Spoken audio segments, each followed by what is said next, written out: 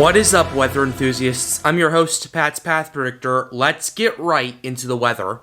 Alright, so this is the situation we have right here. This is Tropical Storm Ian. As you can see right there, it's in between Nicaragua and Jamaica right there. Jamaica is currently seeing some rainfall right there. So if you're on the island of Jamaica, be sure you stay safe.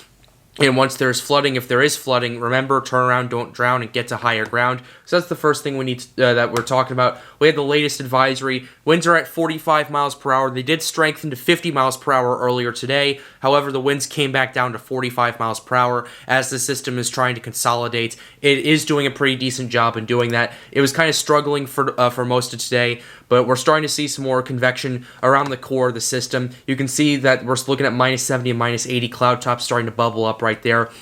If we could potentially see a rapid intensification cycle in the next 12 hours or so, and as you can take a look in the cone right there, it is expected to strengthen into a hurricane in the next 24 hours and a major hurricane in the next 48 hours. We still have a hurricane warning for Grand Cayman, and we now have hurricane warnings for western Cuba, and we have a tropical storm watch for the Florida Keys. We have tropical storm warnings for parts of Cuba, including Havana. So if you're in these areas, you need to keep an eye on this. This thing is going to rapidly intensify very soon.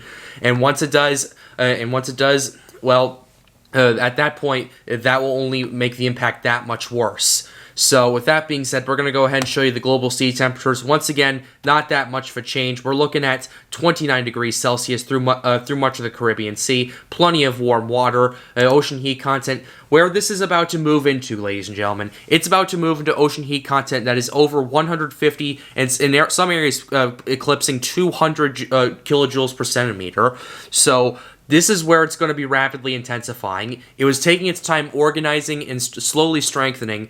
This right here, this is the boiling pot that we need to pay attention to, because once it moves through, as it's moving through there, we're going to see a lot more convective towers firing up near the center of circulation. And once you see that, well, we know this will start rapidly intensifying. So, yeah, once again, it's been spending most of the day today organizing instead of strengthening. So, kind of trading strength for organization, essentially. And it might start paying off tonight. So we'll have to keep an eye on it. One thing what we need to keep an eye on, though, is this wind shear. The wind shear is really bad through much of Florida for this hurricane. We're looking at 30 to 40 knots north of Tampa and all that, which means that if it does make a landfall in the Panhandle, which some models are anticipating, then it's pretty much going to start tearing the system apart, and it's going to weaken it that much more. But if it makes landfall a little more to the south, that wind shear won't affect it that much, and it'll still make landfall as a much more powerful system rather than it moving through the Panhandle. We're going to have to next look at the track models and the intensity. Track models have shifted more towards the east today. Track models were recently in the Florida Panhandle. Now we only have a few of them there. We have the majority of the models either hitting the Tampa area, hitting Cape Coral over here, or just in this general area right there. If we take a look at the cone for Ian, it has it a little bit more towards the north. The cone has kind of stayed where it is. What we could potentially see an eastward shift in that. If we do see that, that could potentially mean a stronger system at landfall. Intensity models, also pretty interesting right there. If we pull the latest up, we still are agreeing on Category 3 or Category 4 strength right there. Now, it'll depend on if it can strengthen that fast before it enters the wind shear. But Category 4 strength is not out of the question at its max peak. Now, depending on where it makes landfall, will depend on how bad things will get. So that's something we'll have to keep an eye on. We're going to go ahead and show you the latest runs. We have the HMON, GFS, and HWRF right there. We're going to pull up the 850 millibar height and wind so we can show you what's going on. You can see this thing is going to start strengthening.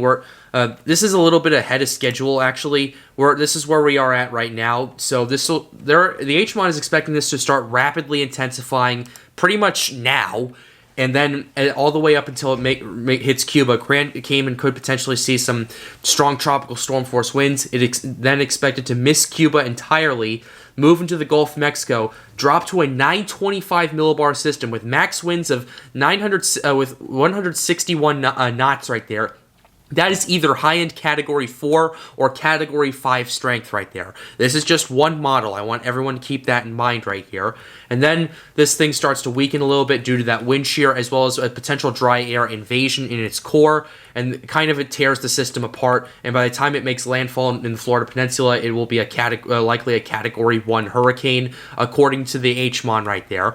So we'll have to keep an eye on that. The next system we're going to take a look at is the GFS system right there. This is for Ian. You see this thing starting to organize. They're having this rapidly intensifying in the next 24 to 36 hours right there. It is expected to either make landfall or miss the western tip of Cuba right there. Continue its intensification in the Gulf of Mexico. Drop to 941 millibars, around high-end Cat 3 or low-end Category 4 strength right there. And then it kind of starts weakening and slowing down. It does eventually make landfall with a pressure of 980 millibars as either a high-end Category 1 or low-end Category 2 hurricane in parts of Florida right there, as that wind shear is affecting it considerably. So that's pretty much what we're looking at when it comes to this system right there. It moves through the Carolinas and parts of the U.S., so a flood threat is very possible with this. Now we're going to show you the HWRF system, and the HWRF generally is the more aggressive one, but it's mostly been the HMON this time around. But nevertheless, the HWRF has this thing rapidly intensifying in the next 24 hours right there, potentially up to high-end Cat 1 or low-end Category 2 strength by tomorrow right there. And then this thing will continue to intensify as it approaches Cuba, makes landfall on the western tip of Cuba, continues strengthening in the Gulf of Mexico. The pressure eventually drops to 936 millibars. And because the max winds at 850 or around 157 knots, that's likely a high-end Category 4 hurricane right there, according to the HWRF. This thing continues to move through the Gulf of Mexico. Wind shear starts tearing this system apart. It kind of slows down too, and eventually either makes landfall as a weak hurricane or tropical storm, according to the HWRF. But considering all of that, everything in account, that doesn't negate the huge threat that this does play in Florida, because we're seeing model runs starting to shift more towards the east, potentially towards the Tampa area once again. So we'll continue to update you guys here on the Pat's Path Predictor channel once this thing starts rapidly intensifying, and it might already be starting to do that at this time, as we're starting to see some very big convection towers on the western side of the core. Once it starts rapidly intensifying, we will update you guys again. So with that being said, we're going to go ahead and wrap up this video. Hope you enjoyed it. Be sure to leave a like and subscribe to the channel if you are new. Helps me out, helps me make more videos like these. The goal of this channel is to get more people engaged with weather. If you are a weather YouTuber and would like an interview on the Pat's Path Predictor channel, feel free to follow me on Twitter and just reach out to me on there. So with that being said, have a wonderful day. Stay safe.